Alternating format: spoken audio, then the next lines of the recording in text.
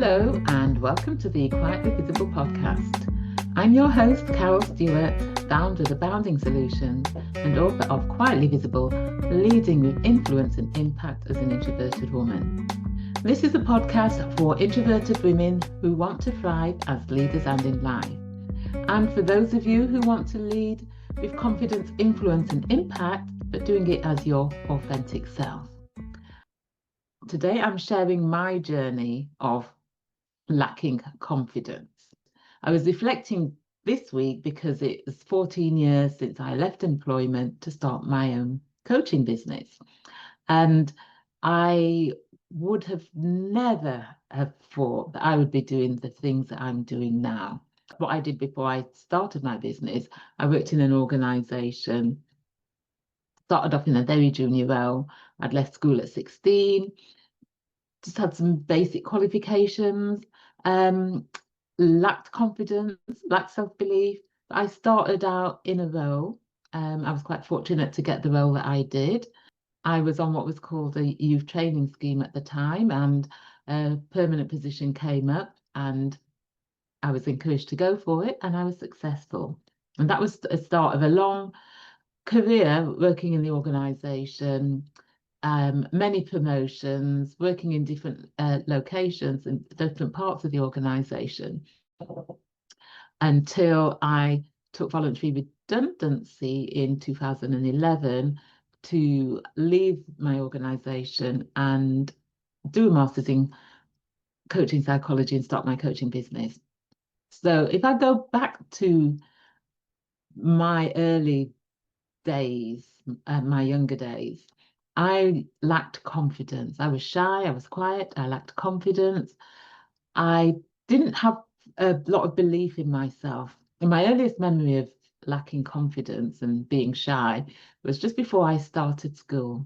And I remember going to visit the school with my mum, going into the school hall, and all the other children were playing with each other. And this was an opportunity for the children to get to know each other and to get to meet the teachers. But I clung to my mum because I was too shy to join in with the other children. And that was the story of my childhood. Lacked confidence, shy.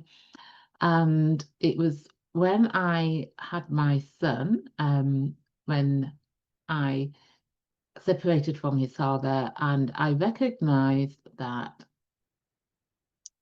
if I wanted him to grow up to be bold and confident, that I needed to model that behavior.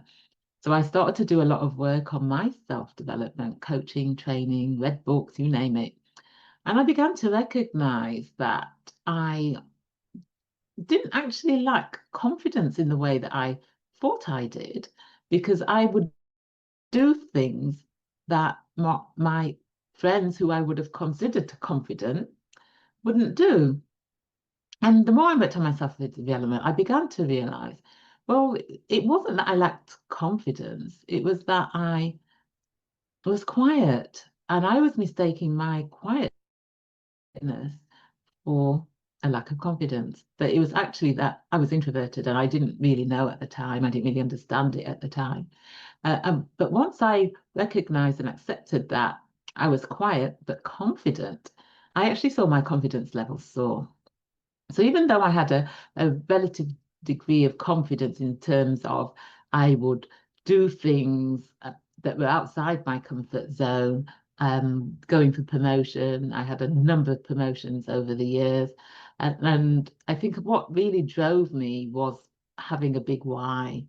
And after separating from my son's father when he was about 6 years old, he was my big why. I wanted to make sure that he didn't miss out because I was a single mum. And so I strive to give him a better life, didn't want him to miss out on things or not to have certain things because of being a single mum. And I think having that big why was what drove me, was what motivated me. And having something that is a aligned to who you are, your core values that really matters to you, can make a big difference in terms of not doing and having the drive to do what you want to do because you're not confident, and motivating you to push on despite that. And so even though I recognized I was confident, I lacked belief in myself. I didn't always have belief in myself. I experienced imposter syndrome. And it wasn't until much later that I recognized the reasons why I experienced imposter syndrome. And I will touch on that in a bit. And so over the years before starting my coaching business, going through the promotions that I did, like I said, my son was a big driver for me. He was my big why. So I would go for the promotions. I would go on training and take any opportunities that I could to develop myself. And as a result, I would get promoted. I had several promotions in the organisation before I got promoted to my last senior role and then exited the organisation. And so the lesson for me there was that one, about constantly learning and developing, and two, going for opportunities. And what I would say happened with me was I think it was 4 of my promotions as a result of the organisation going through big change and restructure. And that was because opportunities arose that I applied for. And many people, when they're faced with such a change, become fearful. They resist change, they fear change, but change, there's 2 sides to change. There's the loss of what has been, but then there's also the opportunities that can exist as a result of the change. So when the organization would go through change and restructuring, that got me curious as to, well, what opportunities could exist. And so when I saw opportunities coming up, I would go for them. And so this happened until I got a senior role. And then when the organization was going through another massive restructure, I saw this as an opportunity for me to do something different. And I thought about what it was that I wanted to do. And when I look back over my career, what I'd enjoyed the most over the years, that thing was coaching. I loved working with someone who lacked the belief in themselves and then supporting them through coaching and seeing the transformation when they recognize, yes, they have got skills, yes, they can do something, and seeing that transformation I found very rewarding, even if it meant that they then felt confident to go and get another job. And I still got satisfaction that they had gone from lacking belief to developing belief. And so, having got to the position that I did, the senior role, I took redundancy and I did a master's in coaching psychology and started my coaching business. And then again, it was like starting all over again. And the imposter syndrome would rear its head, the confidence issues reared its head. But I recognized what was going on. And if I take you back to my employment when I was employed and I got my last senior role, and I experienced imposter syndrome, big dose of imposter syndrome when I got that role. And when I thought to myself, well, they thought I was good enough for the job, so I need to believe that I am good enough for the job. And I went through a fair and open recruitment and selection process.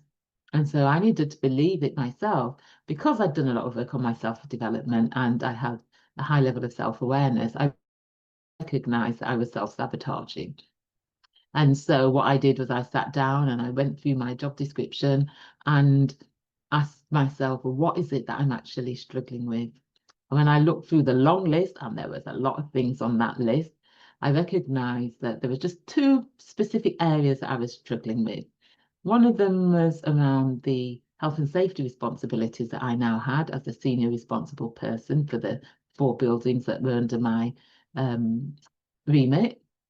And what had happened there was it was round about then the Corporate Homicide Act came into force in the UK, and I'd been on some health and safety training, and we were told that as the senior responsible people, that if a contractor came on site and there was an accident and somebody died, we could be held liable for corporate homicide.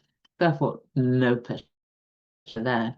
And health and safety back then to me was a very dry subject. I didn't really understand the implications, and I knew the implications, but I didn't understand all the regulations that I needed to be aware of and so forth. The other area which I was struggling with was my budget responsibility.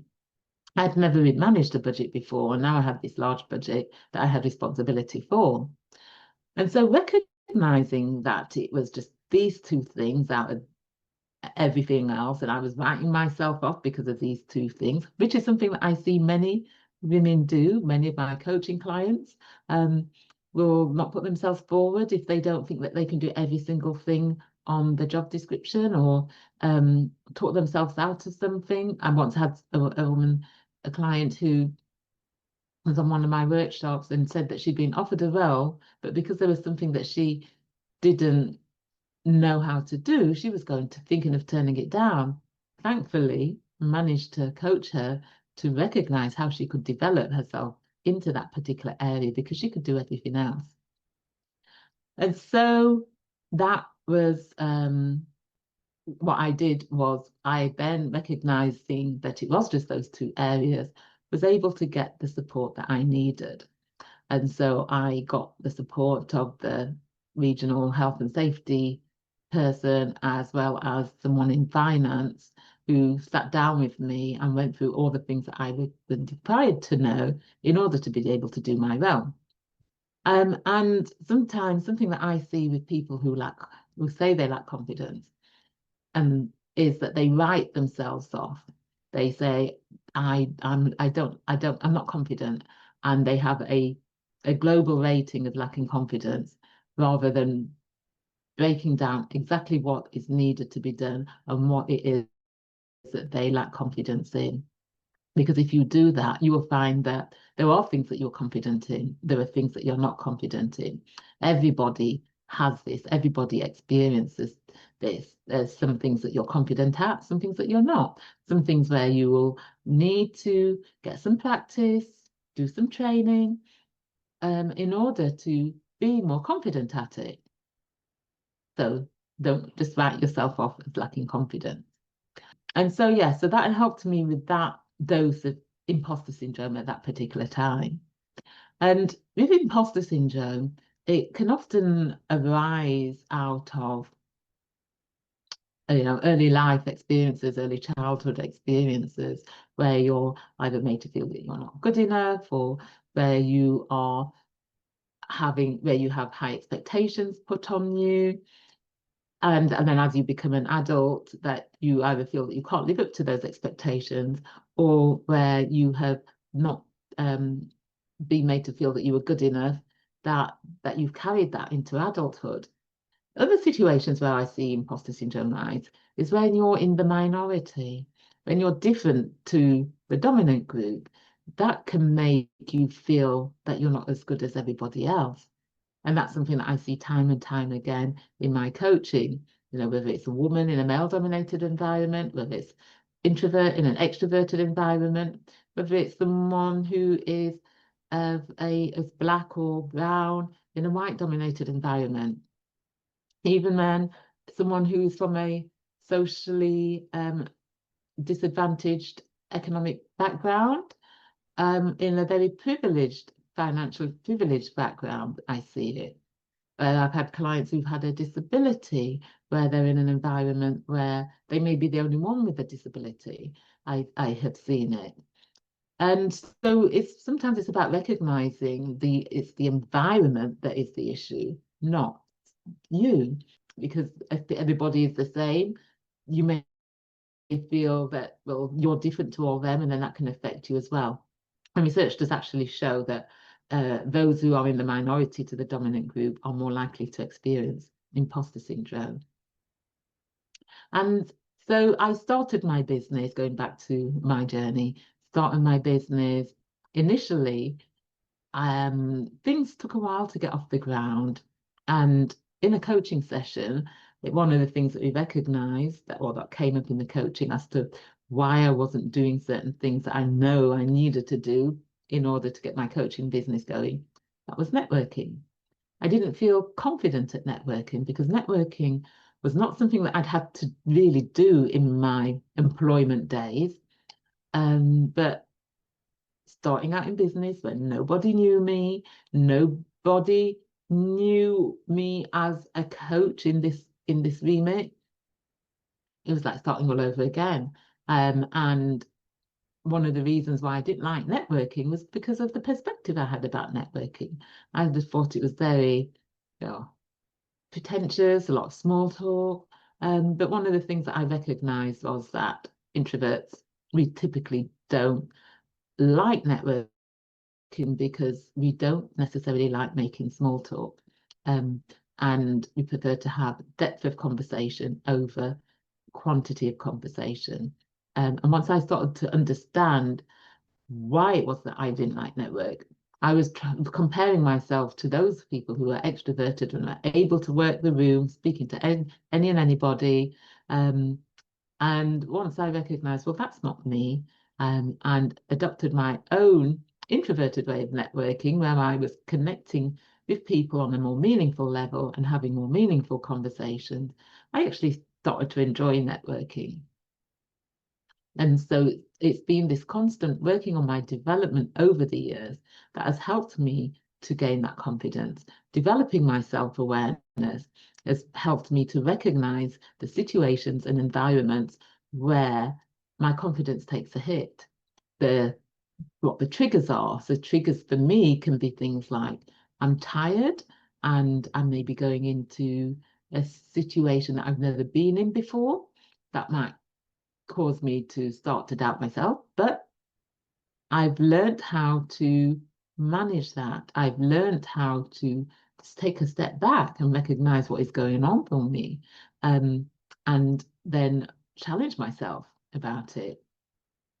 And I'll give you some more examples of where I've experienced imposter syndrome or lack of confidence. So another time when I had a significant experience of imposter syndrome was about just over 5 years ago when I wrote my book. And after I'd completed the first draft of the manuscript and sent it off to the publishers, I had a moment of, oh my gosh, who do I think I am? And what will people say? They'll think, oh, who does she think that she is writing about this topic? Who is she? Blah, blah, blah, blah, blah. And again, because of my self-awareness, I recognized quickly that I was self-sabotaging. And so I was able to challenge what I was thinking and rationalize what I was thinking and look for, well, why would people say that about it, given that my writing was getting a lot of attention. I was getting people asking me to write for different publications or different media outlets.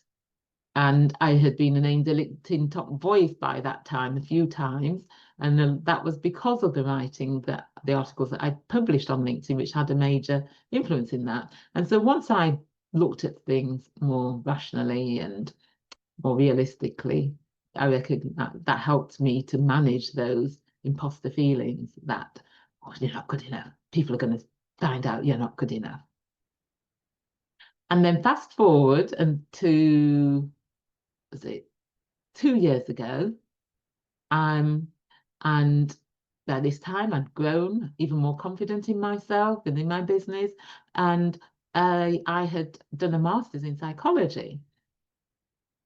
And it was looking at how introverted women leaders experience belonging and psychological safety in the workplace.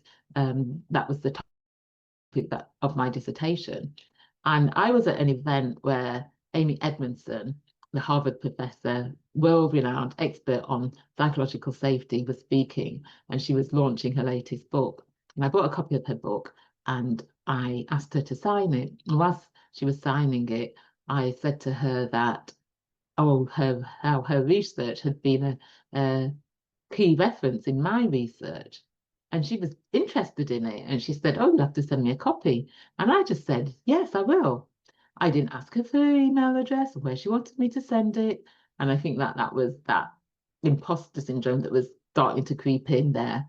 Because after I left the event and I recognized that I hadn't got any details of where to send it, I thought to myself, oh, that's probably self-sabotage, not getting the details, because if I haven't got the details, then I can't send it.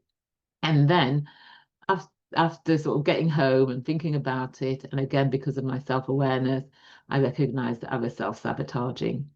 And so I thought, you know what, I'm going to see if I can find her email address. And so I searched around online on the Harvard website, and I managed to find a way how I could contact her. So I contacted her, and she responded within a couple of hours. And she said, now you've got my email address, you can send it here. And so that's what I did. I sent it to her, and I said to her, oh, that I'd had a dose of imposter syndrome when I sent it. And she replied, and she said, you know, we all do, implying that she does as well. And I thought to myself that we do. So many people experience it.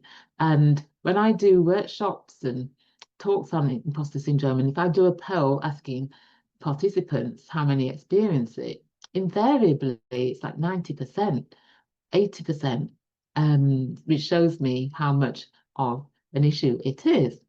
But I think because we don't talk about it enough, not enough people talk about their experiences of it, when you're experiencing it, it can feel as if it's just you, that you're the one with the problem. And so that can make you feel even worse about yourself. But I think if people talked about it as a everyday experience, then it would be easier to manage, because it would remove some of the stigma that people put on themselves about experiencing it. And so, yeah, so those are my 3 examples of experiencing imposter syndrome. And I know that I am a confident person. One of the things that I recognized that enabled me to become more confident was becoming more aware of who I am, what my strengths are, what I like, what I don't like, what my values are, and what is important to me, and being aligned with that and utilizing my strengths and not trying to be someone that I'm not. The more I leaned into that, the more confident I became. And so now I can go into situations where I may be the only one. I may be the only introverted person. I may be the only Black person. I may be the only woman. And yes, sometimes I may feel a little uncomfortable, but I still feel confident. And another thing I want to share with you about when we're in the moment and our confidence kind of takes a bit of a hit was when I did my TEDx talk, Introverts Make Great Leaders Too. And when you do a TEDx talk, you have to write out what your talk is word for word to send to the TED company. And you have to then learn it word for word. That's not how, when I'm talking, how I like to deliver a talk. I like it to flow more. I may write down what I want to say and then make some bullet points. And then I like to maybe go in without a script and just speak from the heart.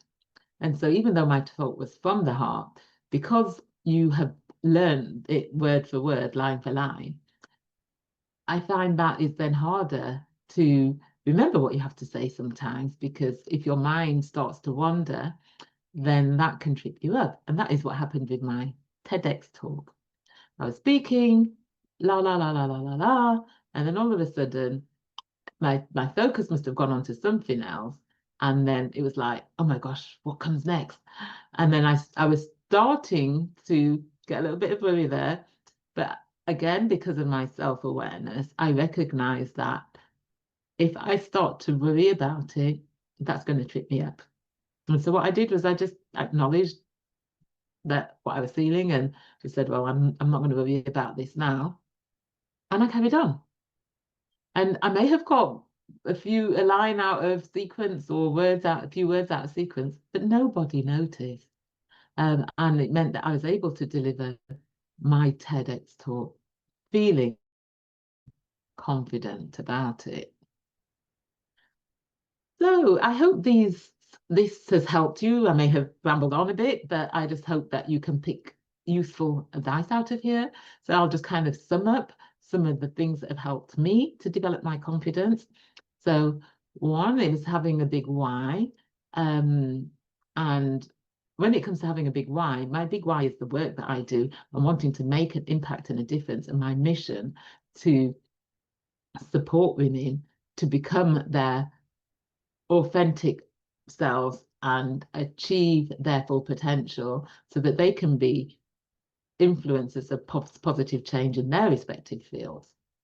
So, that became my why when my son became an adult and I'd started my business.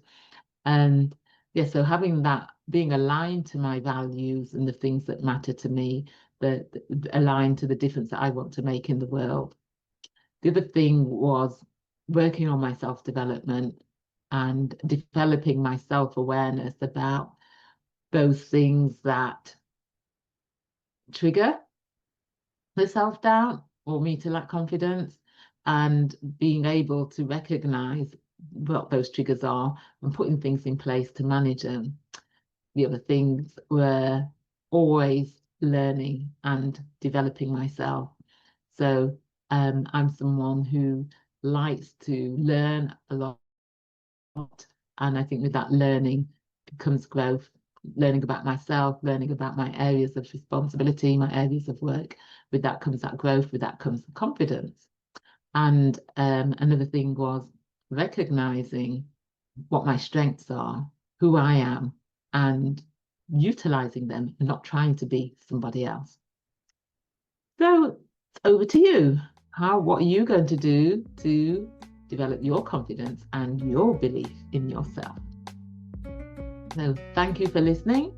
And if you want to increase your confidence, influence, and impact, if you haven't completed the free assessment on my website, go to aboundingsolutions.com. Under the free resources, there is an assessment that you can complete that will give you ideas about the areas that you can focus on.